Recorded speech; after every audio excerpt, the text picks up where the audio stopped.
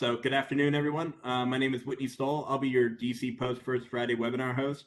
Welcome back to our first Friday webinar series for our June webinar with our guest Lorenza Ordienes with Building Safer Sites, How Wearable and Smart Tech Are Changing Safety. Joined by me is Samantha Long and Bree Beal, who are behind the scenes moderating our webinar today and will be monitoring the chat. So we have over 75 registered participants from all over the world ready to learn during our webinar series today.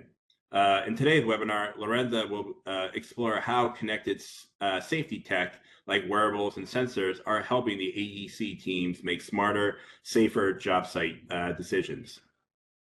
But first, I'd like to start by welcoming you to our first Friday webinar series, which is provided to you through SAME's commitment to offering the AEC community effective training, development, and networking programs.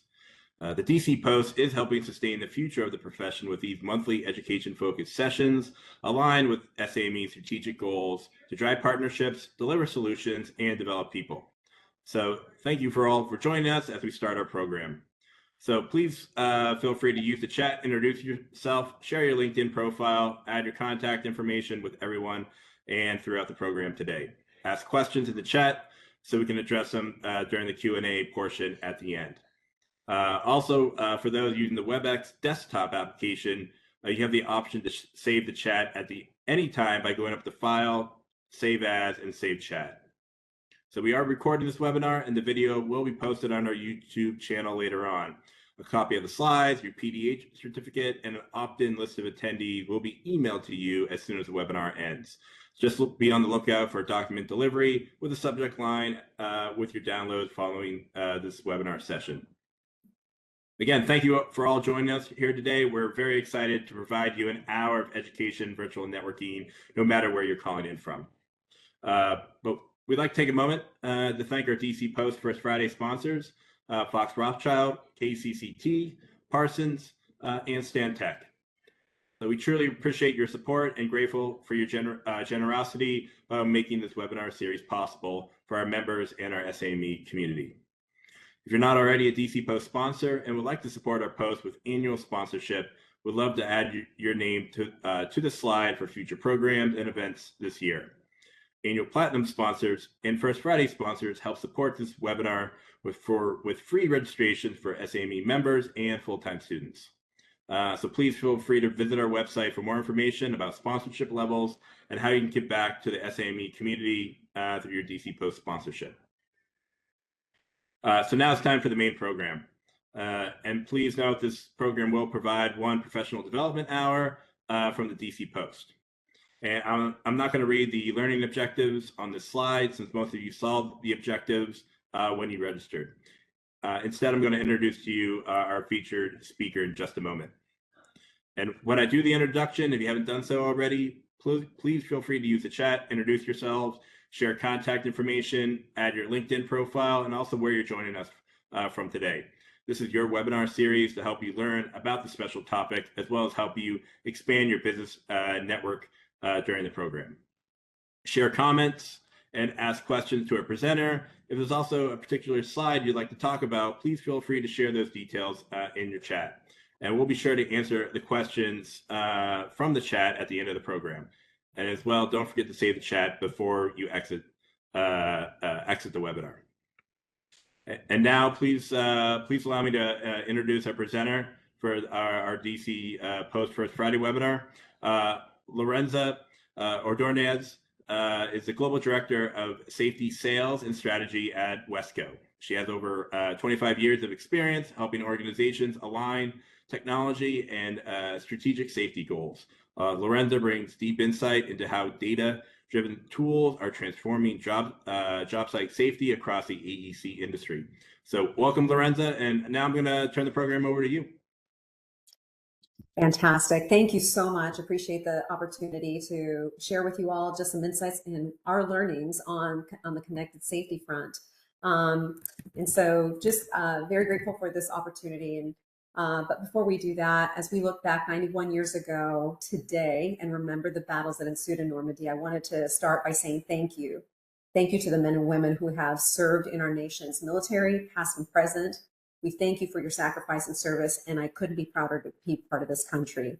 And so with that, I'd like to kick off this month's First Friday session to talk about safety, and more specifically, connected safety and the opportunity to protect our nation's workforce.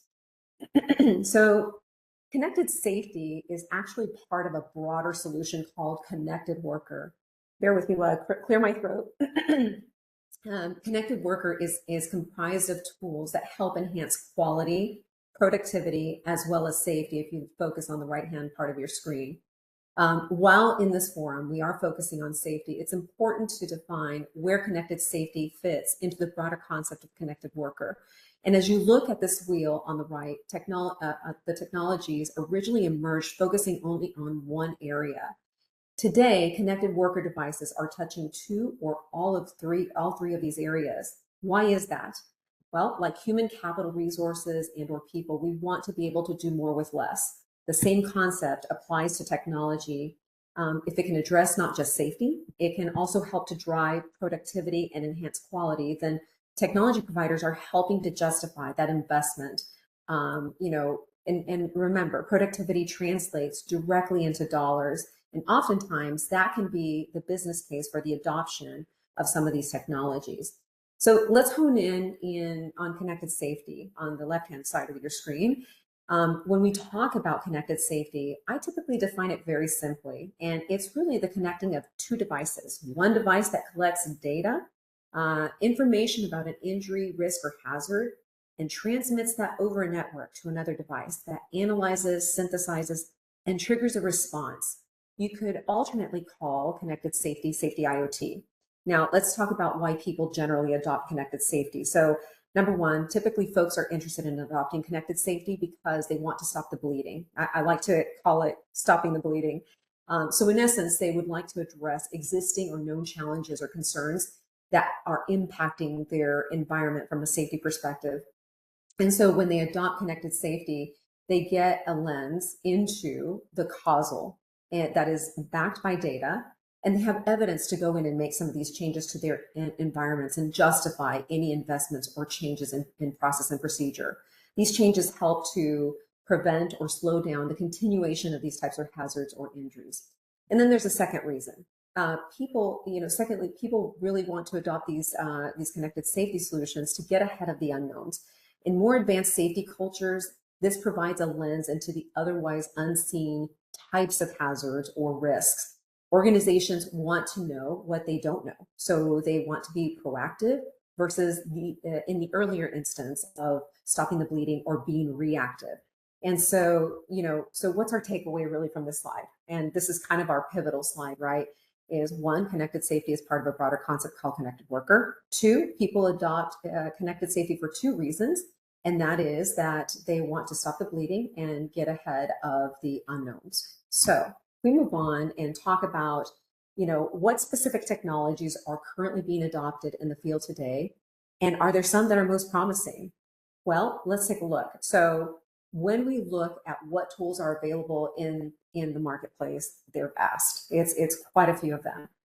There are various different form factors in which they come in, so wearables and non-wearables. And the common ground that they share is that they are sensor enabled.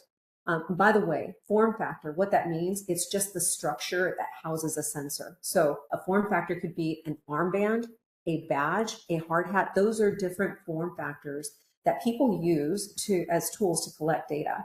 So as you can see from this graphic, there is a range of wearables, as well as non-wearables that exist today and do all kinds of different things. And by the way, this is not an all-inclusive list. These are just the popular ones that made this slide.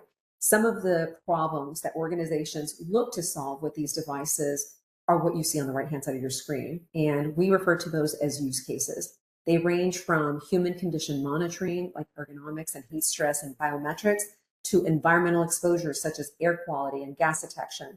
They also help to tackle general hazards like forklift safety, PPE compliance, obstructed pathways, pedestrian safety, and roadway safety. And while devices and tools that exist out there have been maturing over the last 15 years, adoption is slowly beginning to take place just now. So, so when we talk about What we'll talk about in a separate section is what's driving the adoption of these technologies, and I'll go into some of those areas specifically. So I wanted to first drill down on connected safety devices, and I focused on three main areas: environmental exposures, human condition monitoring, and hazard detection. Very broad and general categories, but if you look at this slide, they address many different hazards, right? That can take place in a work site. When we look at environmental risks, they include anything from gas detection, whether monitoring air quality, or just maybe being able to identify hostile environments that could be seen in either job sites or schools or retail environments. Typically, the form factors that could be used could be a fixed system or a portable system. A fixed system could be, fixed gas detection or a fixed camera infrastructure. They can help define not just what the hazard is, but also the location to a degree of precision, depending on the technology. And then we move over to the next section. Human condition monitoring probably has the greatest adoption potential because it remains close to the worker to ensure the safety and well-being at the individual level. Human condition monitoring can detect heat stress, fitness for duty, noise overexposure, fall detection, ergonomic activities, all these things that, if prolonged, can have grave consequences for the worker and as well for the organization employing them. So for the most part, wearables are used to help capture these types of risks proactively so that proper process can be implemented or mitigation can take place. Now, these devices are out there. There are devices out there that can capture human condition monitoring through video analytics as well. So the use of a camera, for example, can be used to produce thermal imaging of a body, so to detect the poor body temperature. We saw a lot of that during COVID, but as well, inadequate interaction with a person's work environment, such as ergonomics, right? So you can use a camera to detect whether the movement of an individual is actually engaging properly with the activity that they're working on. Lastly, and in a broader general area, is hazard detection. This can include PPE detection or compliance of PPE, wearing the proper PPE in a specific area of work, job site. Forklift safety, vehicle safety, pedestrian safety. Typically, video analytics is the main form factor used to identify these types of risks and hazards. There can be times where wearables can be partnered with video analytics to provide precision around location of individuals versus vehicles to avoid collisions, as an example. All in all, there are various different ways that you can arrive to getting the data that you need to help solve for safety issues in your work environment. And you can leverage the wonderful thing is that you can leverage an existing technology in your environment, such as existing video camera infrastructure, and just by overlaying the software of some of these solution providers, and not having to build foundationally the architecture that it takes to start one of these programs with these solutions.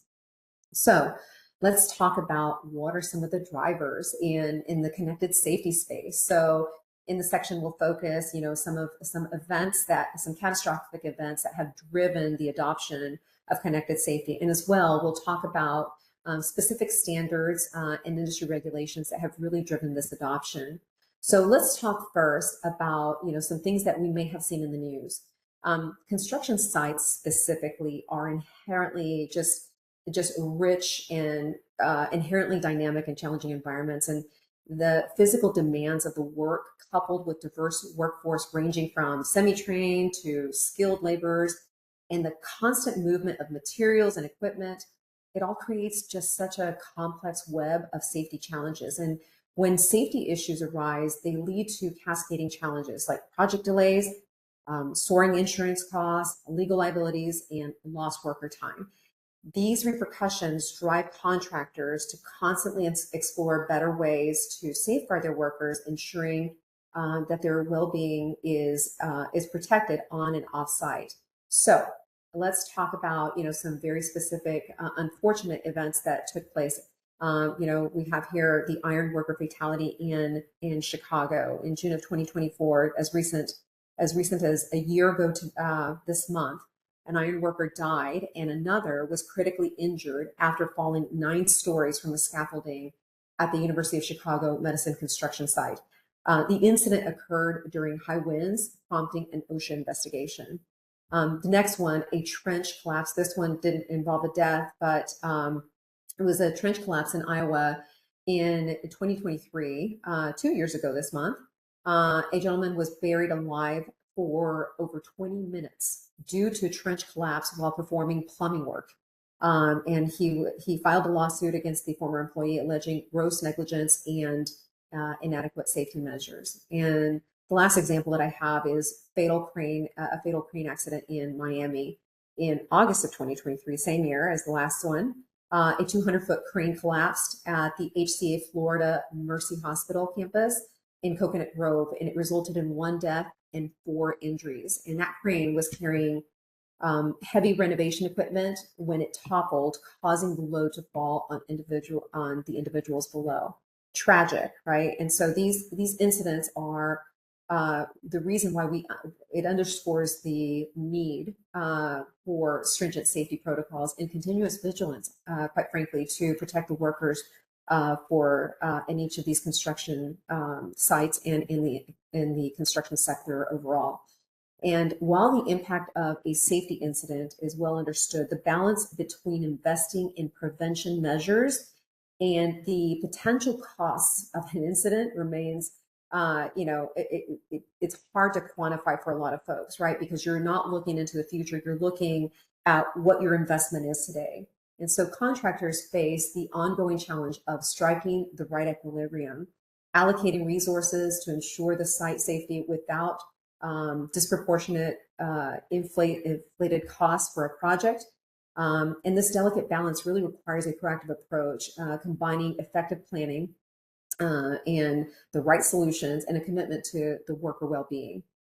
Today, safety solutions are just really transitioning from traditional time-tested practices to more innovative, technology-centric approaches. While these advancements are holding great promise, though, not every technological solution guarantees a clear return on investment, and so that's where the balance comes in, right? Making sure that there is a balance between all of that.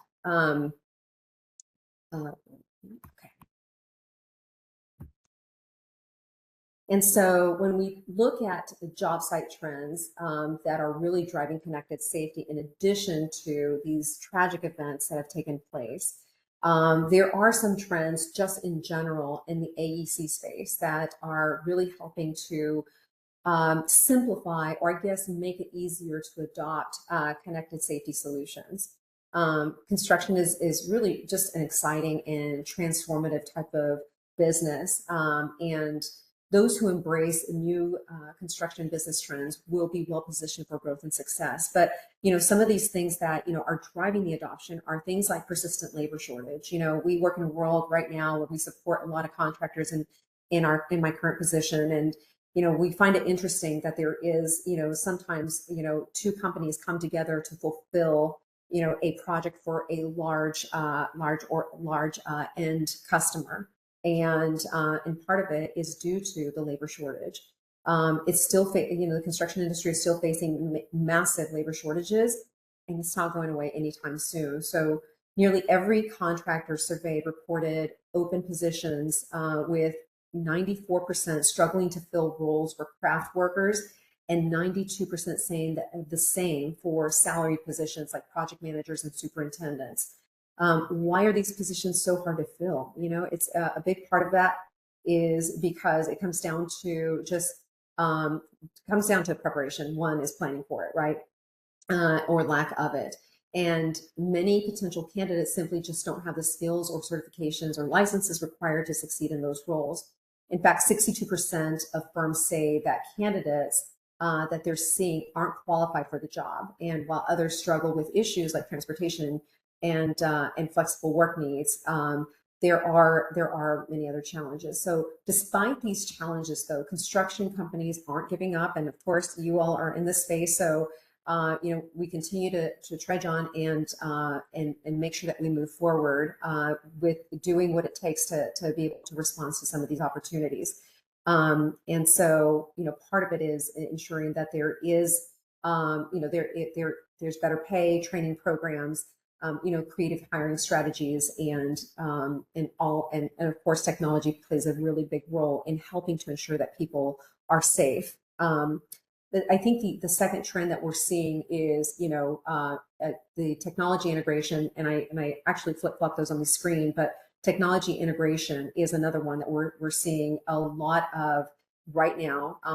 It's an area that we see a lot of different technologies going into that are being adopted into the construction space, whether it's BIM, business information modeling, building information modeling, excuse me, where all of these things can come into play together, all the way to retrofitting, building design, and process automation. All of these areas play such a strong role in helping to justify the investment of connected safety, because they play they play an integral role in not only providing a safety outcome, but also providing insights and information that can help to feed some of those other systems. And so when we talked about trends, we talked about incidents that have really driven the use of connected safety, but then there's also regulation. So while there aren't specific OSHA standards solely dedicated to connected safety devices, several existing OSHA standards and industry regulations are driving their adoption.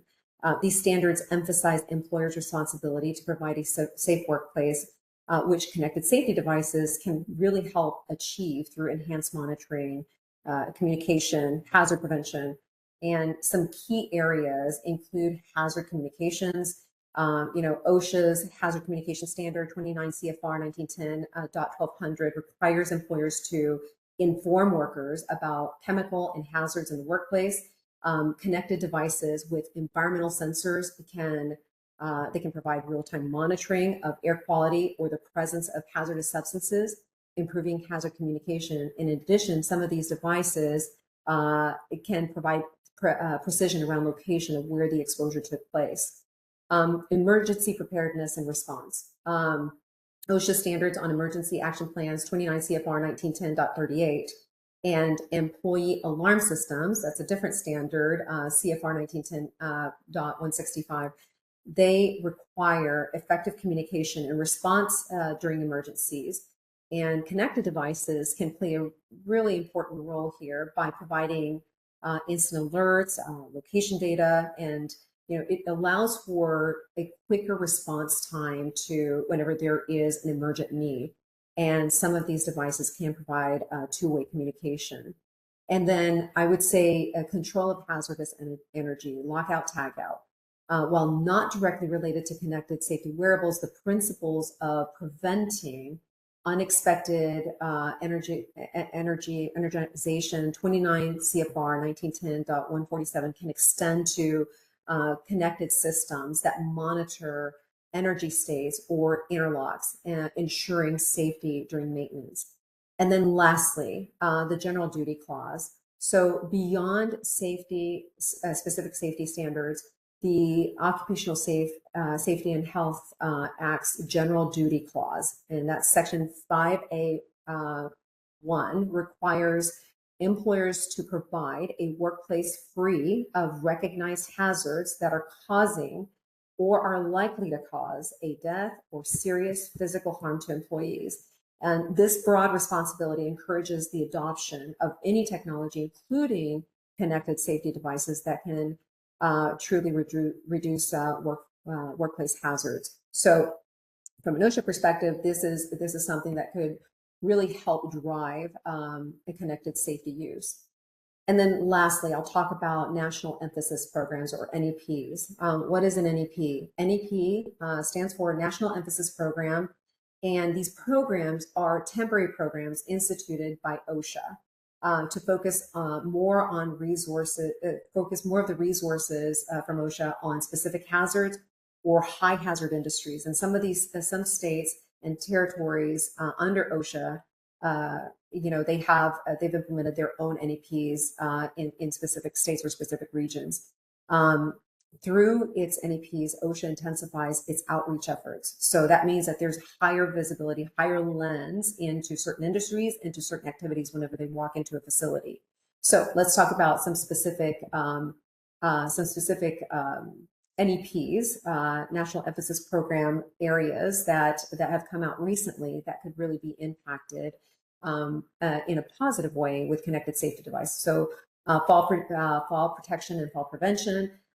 This is an area that recently came out that was called out to address the hazards that exist in proper tie-off, as well as the ability to ensure that there's protection when working at heights.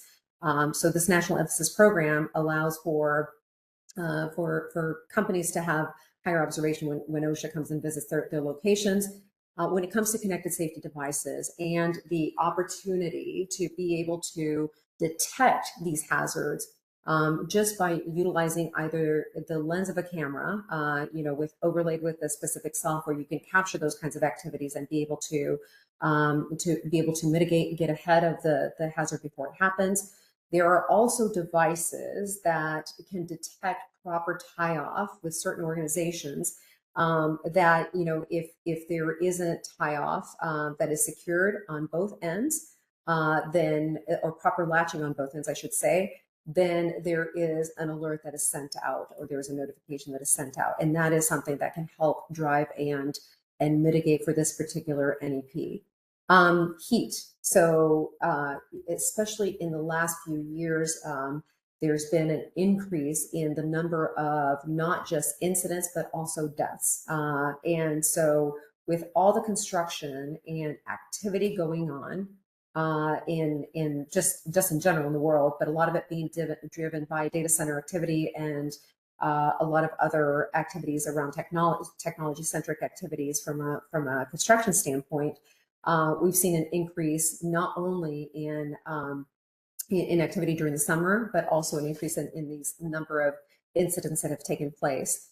The great news is that when it comes to heat, there are many wearable devices that can identify the core body temperature of an individual, wearables specifically that can detect a person going into heat distress based on heart rate, as well as environmental temperature gauging.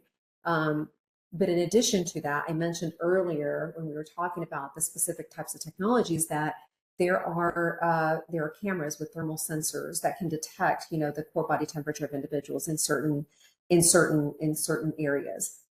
And so that readout can be a call out to have someone deploy some resources or to have a stand down activity for that individual to stop working, to get near a cool area and to be able to hydrate so that it doesn't escalate and get worse and turn into an unfortunate incident.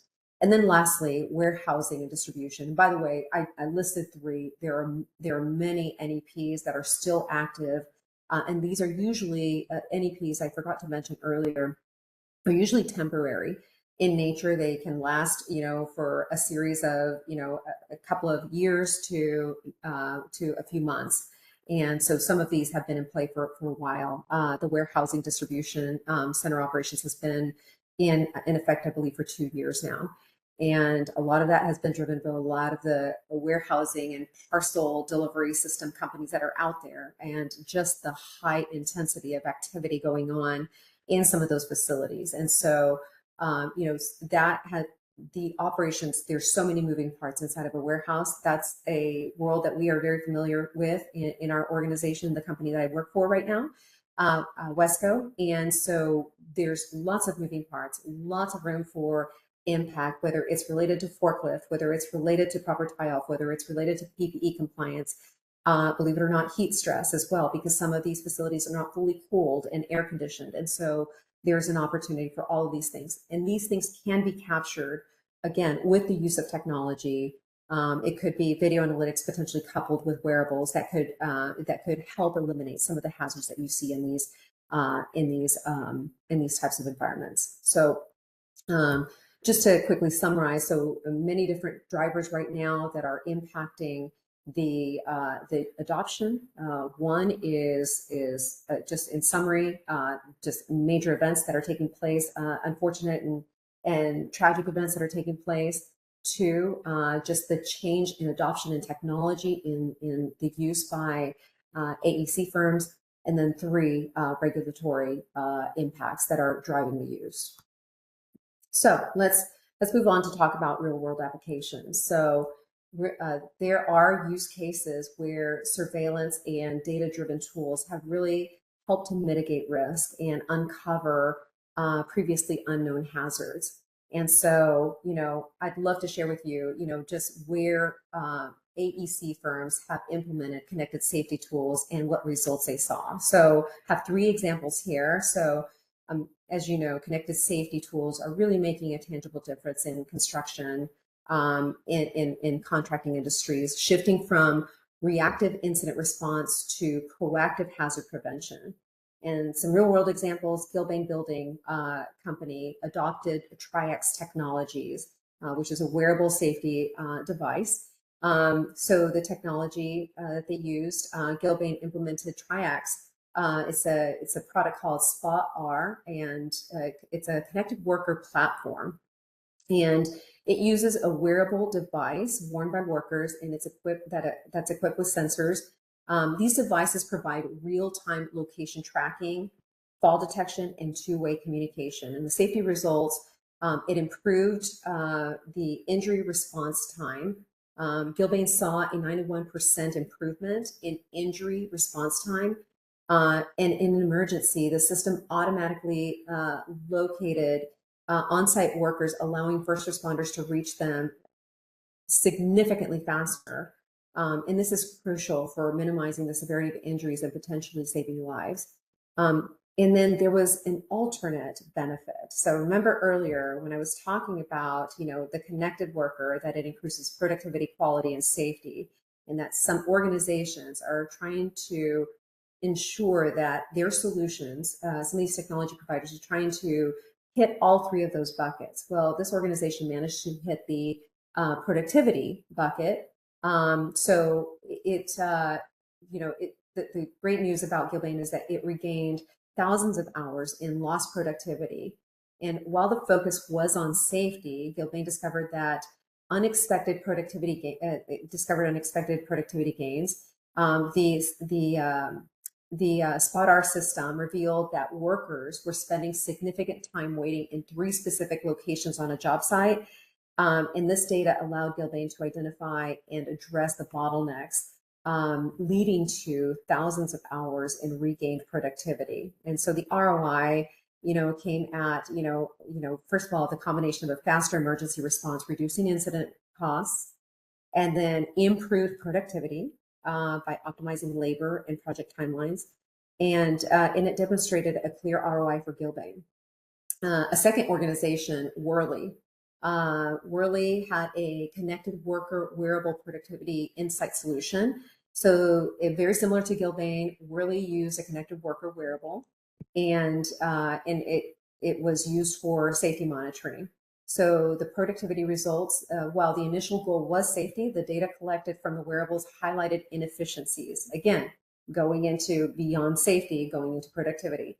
Worley identified specific areas where workers experienced waiting time. And of course, the benefit or the ROI by analyzing this data and making adjustments to their workflows, Worley was able to significantly improve labor productivity, indicating a strong return through optimized resource allocation and reduced idle time. And by the way, this is something that's translatable not just in construction, architectural, or engineering firms. It's translatable across the spectrum of end users that are adopting these technologies. And then lastly, Suffolk Construction. They used AI and computer vision for hazard detection. So the technology that they adopted was really about developing an algorithm that analyzes photos from its job sites. And it leveraged AI and computer vision to scan for safety hazards.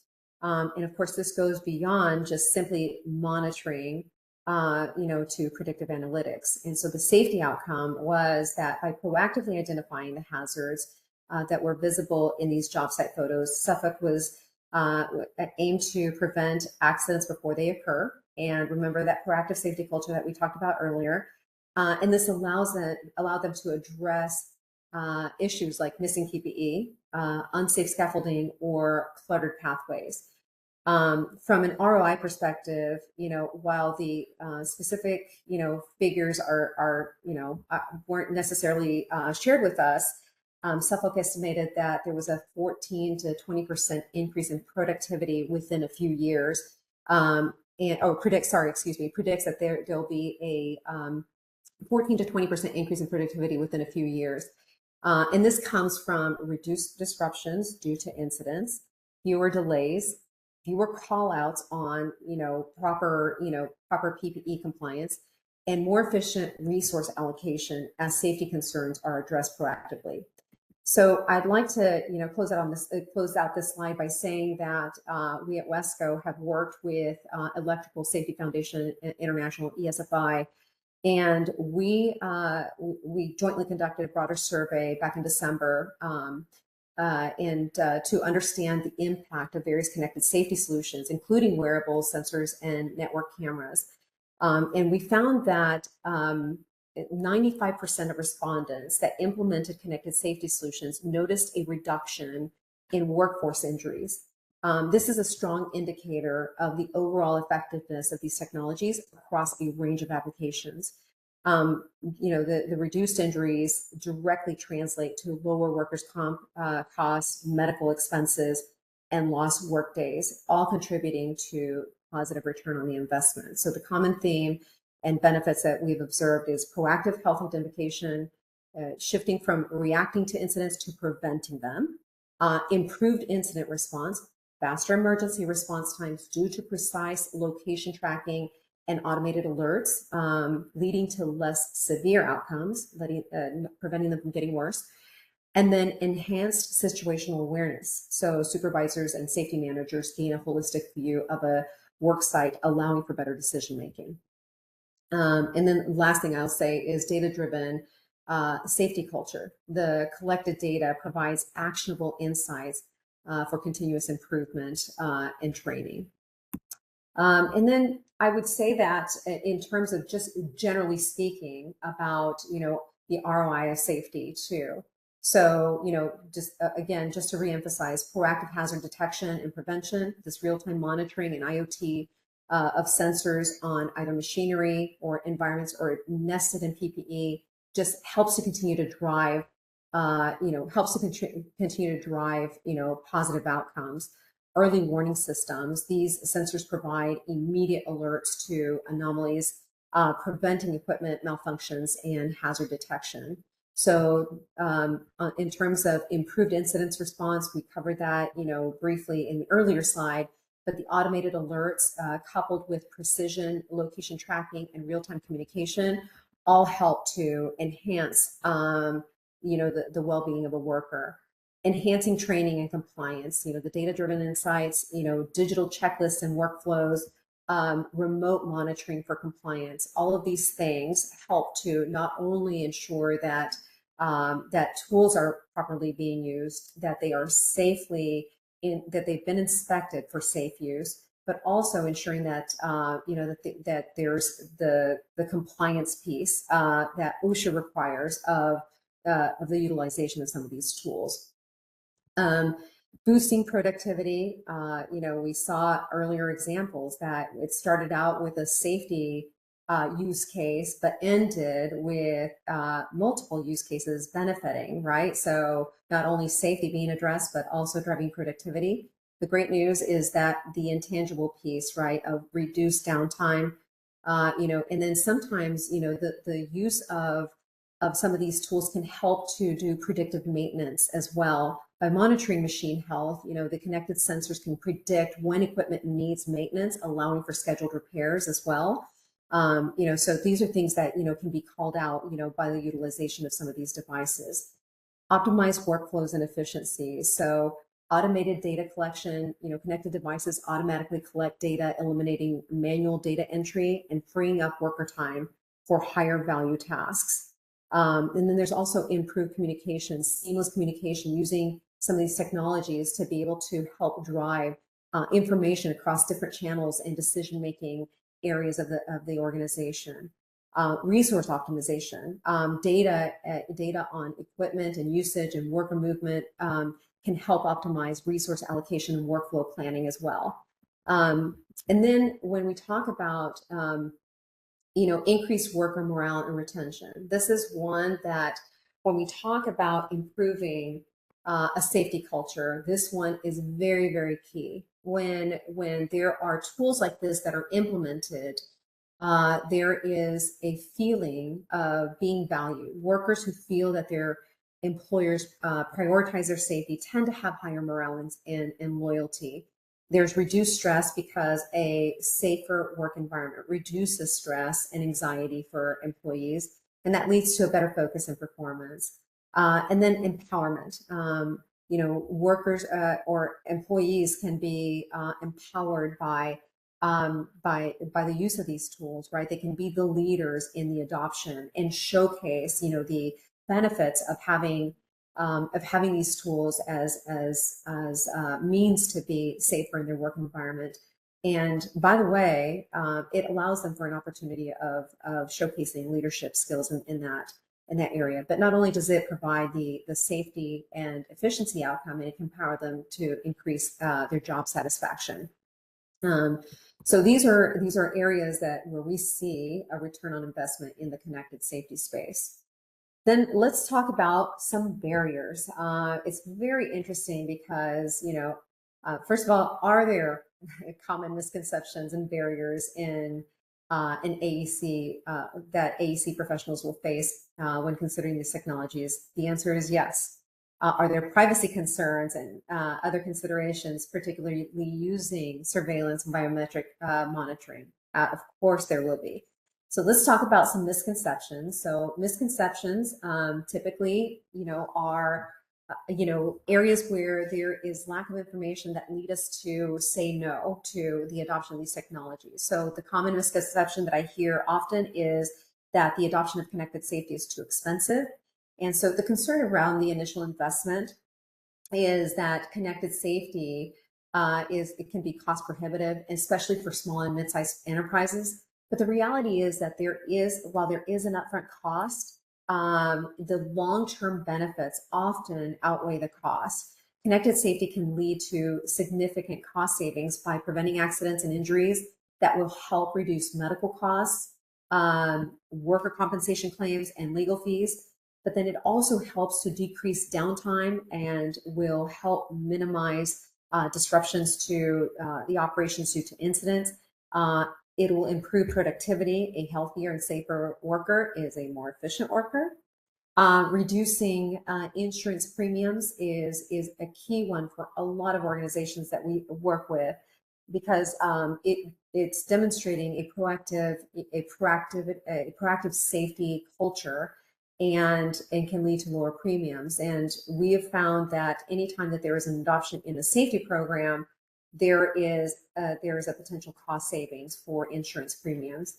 And then also avoiding regulatory fines and penalties, right? I mean, better compliance to real-time monitoring and data can help avoid these, right? So those are some of the the key elements that I believe help to counter the concern around it's too expensive. The second thing I will say, that Big Brother, and I hear a lot about this when we're talking to organizations that have union workers. First and foremost, I will say that for the most part, unions have, I have found my interactions with unions, in fact, unions bring us in to talk about these types of solutions, but is that they embrace these solutions because they care about, the workers that, are part of this union. And so if it means that it's going to protect a worker in a better way, they tend to embrace. But the key things to understand too is that, you know, their concerns are legitimate, right? You know, there is the concern that that it's designed to monitor their every move, leading to loss of privacy and trust. But the reality is that the data collection is inherent to the primary goal of safety enhancement, effective for implementations, that will be effective, right? And so proactive risk mitigation allows for identification of hazards and accident prevention, protecting workers by alerting individuals rather, to immediate danger, such as gas leaks and fall proximity to machinery, and all these things, right? These are all things that, you know, a worker benefits from, that are insights that are lent through connected safety devices. Improved response times. I think I've mentioned it 3 times during this session, that improved response times to incidents that take place, right? That's another benefit that comes out of, you know, of this notion that you're being monitored, right? So there's that benefit. Training and education. By using this data to identify areas where workers need more training, that's an opportunity to help prevent future injury to that specific worker. And I think one thing that is going to be very key in the adoption of these technologies, and that is transparency. I mentioned earlier that when actual users take the lead in adopting these technologies as a goal to be safer, they usher in a leadership characteristic. It's an opportunity for them to be leaders. But additionally, I think the way we enable that is through transparency, and by clearly communicating the purpose of the technology and how the technology is used, will enable trust, right? So I think that will be key in clearing up that misconception. Implementation barriers. These are more environmental, or I guess I should say not environmental, but situational to an organization, right? So there are concerns around security constraints. Sometimes there may be, requirements to not use a network. There may be requirements to, not use the cloud. They have to use on-prem. You know, these are all things that can be implementation barriers to some of these technologies. Scale, solutions.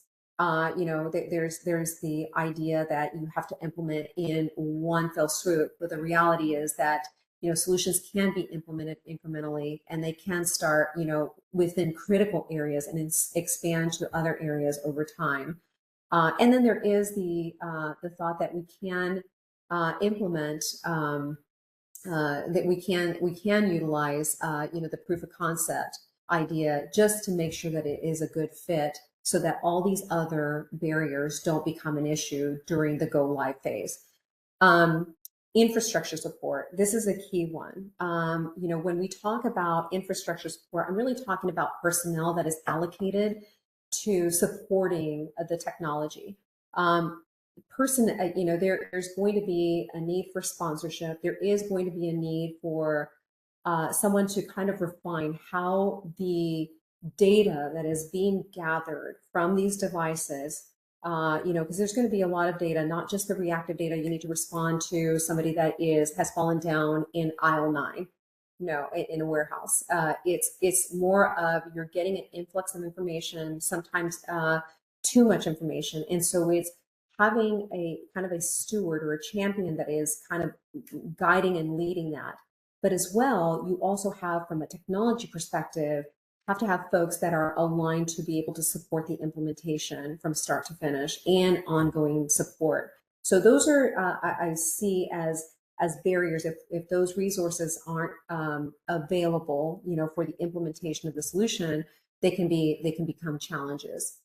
And then lastly, adoption. We've talked a lot about, worker adoption, becoming leaders and, becoming, the early adopters in some of the implementation of these solutions. I think the key thing for adoption, sometimes any change is uncomfortable. Quite frankly, if you think about when you transition on an iPhone, right, or on any other phone, and you upgrade, there's nuances that are going to be new. Same thing with anything else, and especially if it's an added device, that requires you to do additional tasks, right? Adoption is uncomfortable. But the good news is that you can have, you can have ways to mitigate around that and navigate around some of those challenges. So I would say that while those are implementation barriers, there are workarounds, thankfully. And then lastly, I will say that that there are privacy concerns, very legitimately so, just because there are always hackers out there that can gain access, and so these are true concerns. But having the right setup, from a security perspective, can help mitigate all of these things. And so I will just quickly move on to just some connected safety tools that are connected safety areas that I think are really strong for consideration that you have to consider. One is hardware, two is software, three connectivity, solution architecture, and interoperability. Let me skip on to the next section just to kind of talk through what all this means. So connected safety technology doesn't replace traditional safety protocols, rather it enhances and complements and integrates them, making them more effective and proactive and data-driven, okay?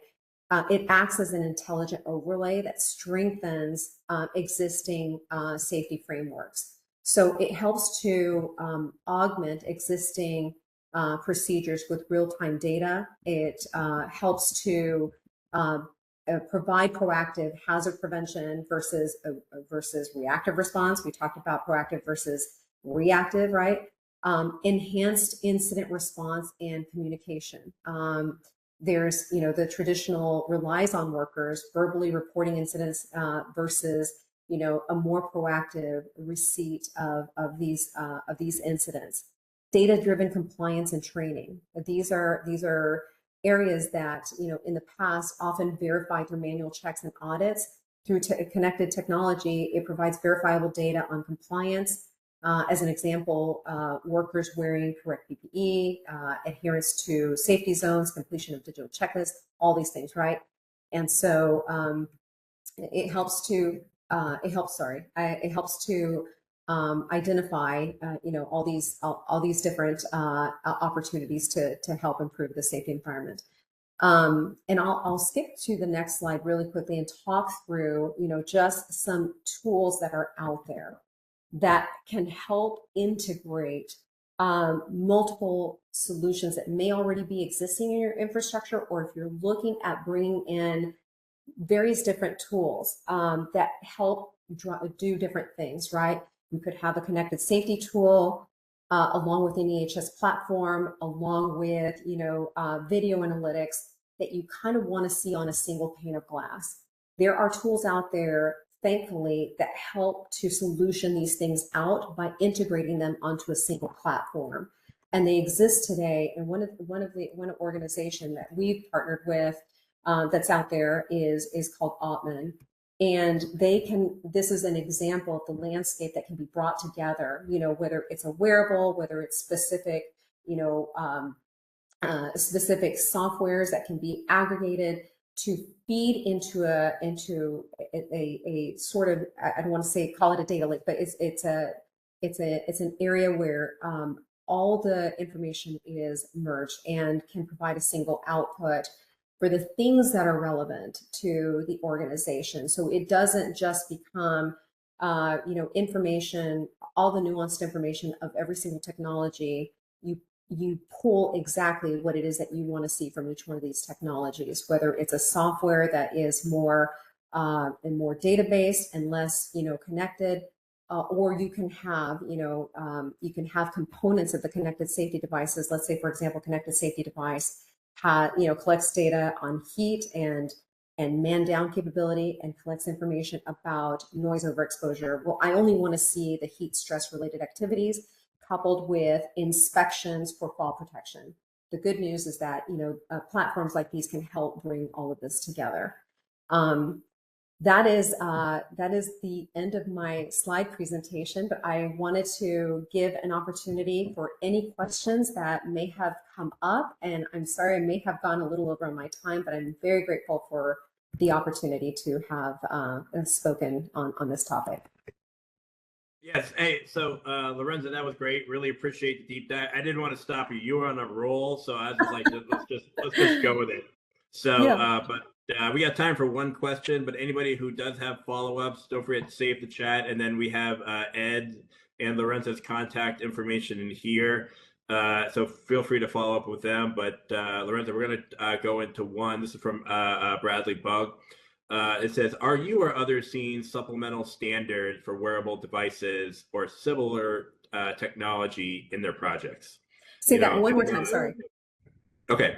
So it's from Bradley. He goes, are you or others seeing supplemental standards for wearable devices or other technology in their projects? You know, if not, you have any word from OSHA or other federal and state communications adopting these? So we aren't seeing, and as I mentioned in the presentation, we haven't seen anything specific to connected safety devices. It's really interesting because it is OSHA that's really OSHA and a lot of these other activities that are taking place, all these hazards that are occurring out in the job front, right, in the job site front, that are driving a lot of this the adoption. But in terms of specific regulatory measures that are out there specifically related to connected safety, there isn't any yet.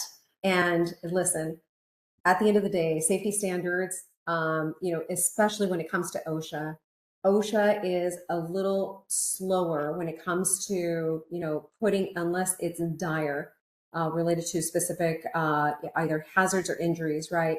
In putting things out there. But so far, I mean, the contribution of connected safety devices has been so positive that there hasn't been any measures specifically, guiding or putting any kind of regulation around connected safety devices. I hope I answered the question. Yes, great.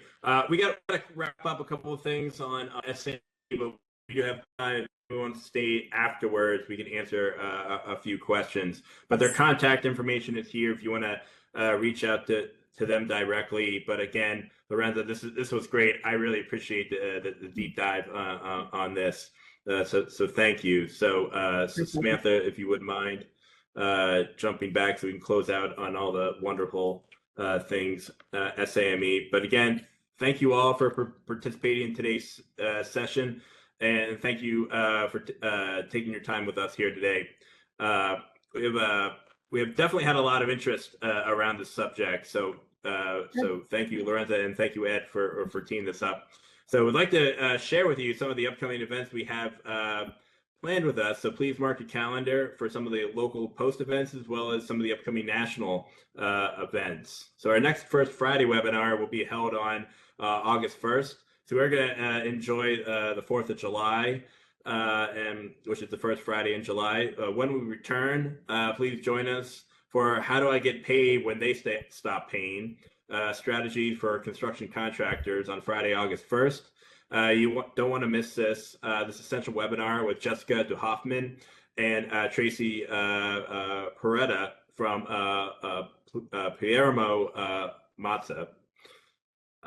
So that would be a great one. And then, are you interested in sharing your knowledge on current educational topics for the First Friday series with our members? We are still accepting presentation abstracts for fall 2025. Please visit our website and submit your topics today. And sponsorships are available to help support this popular program.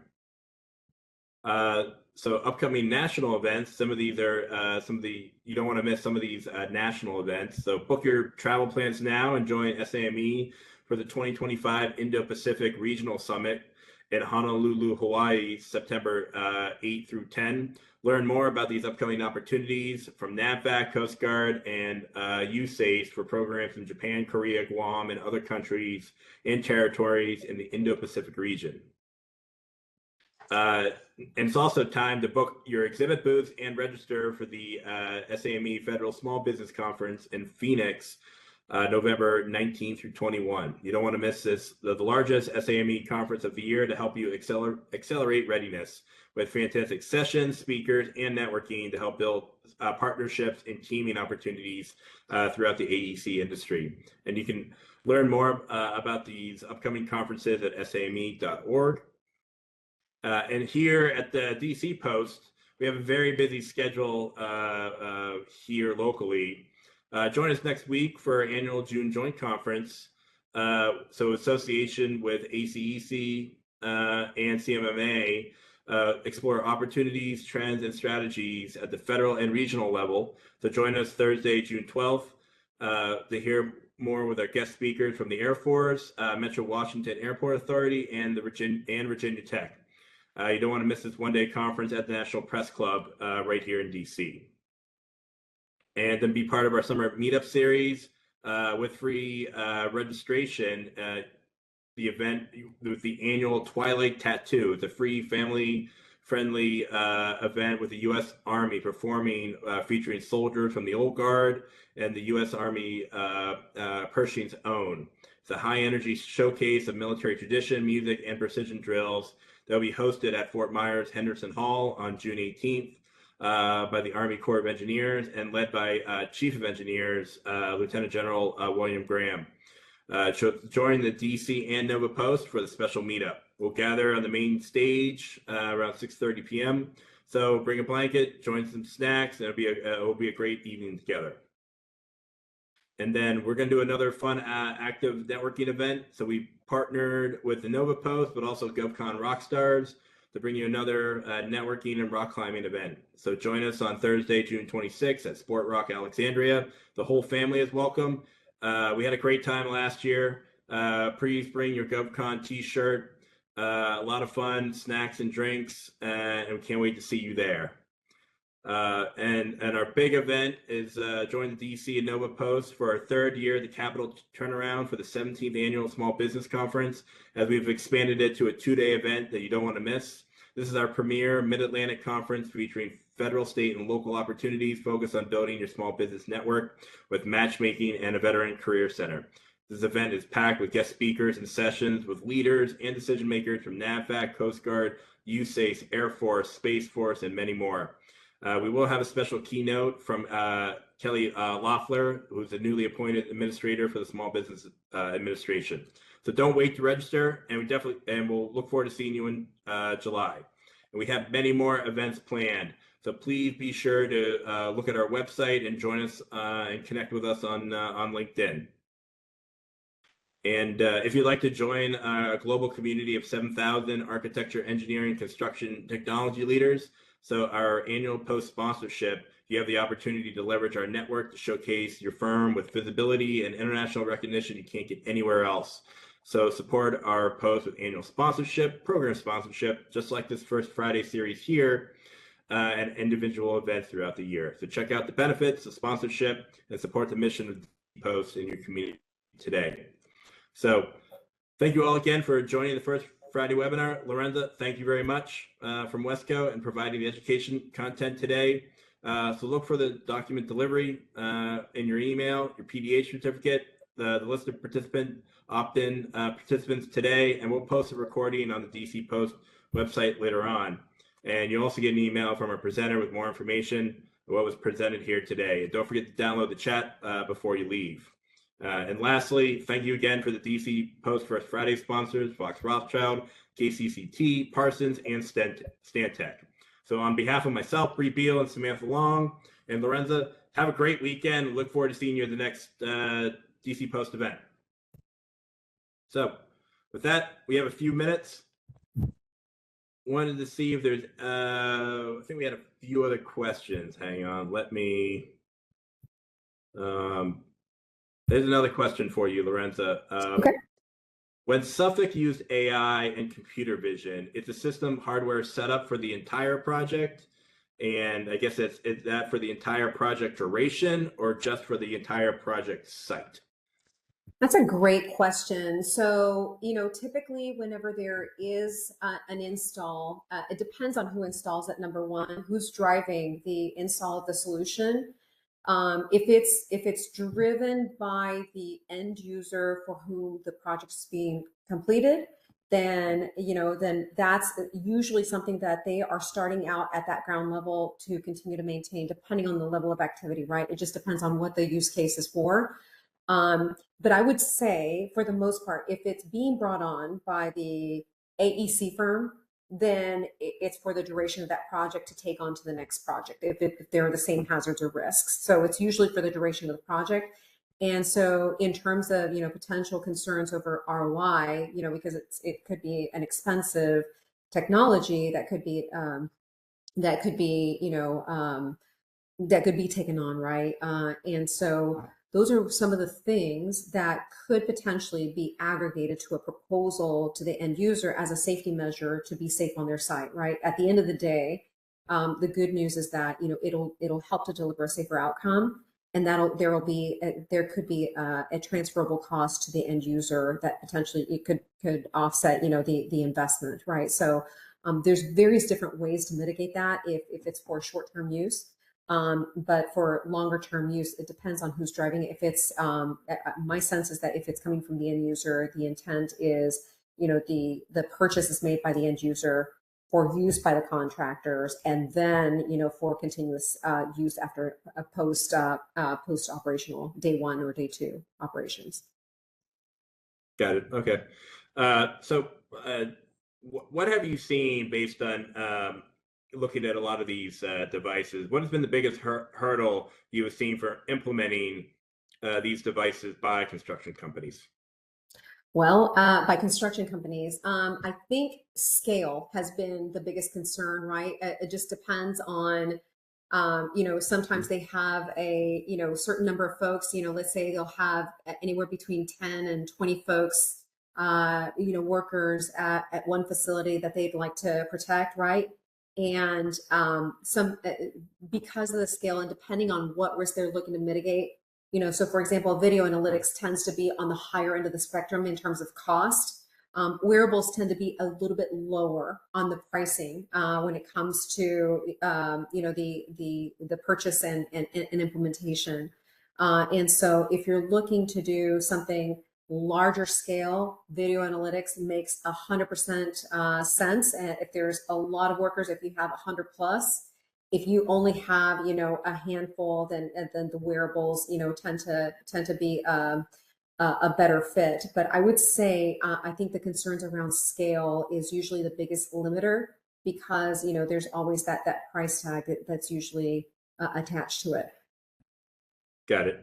Okay.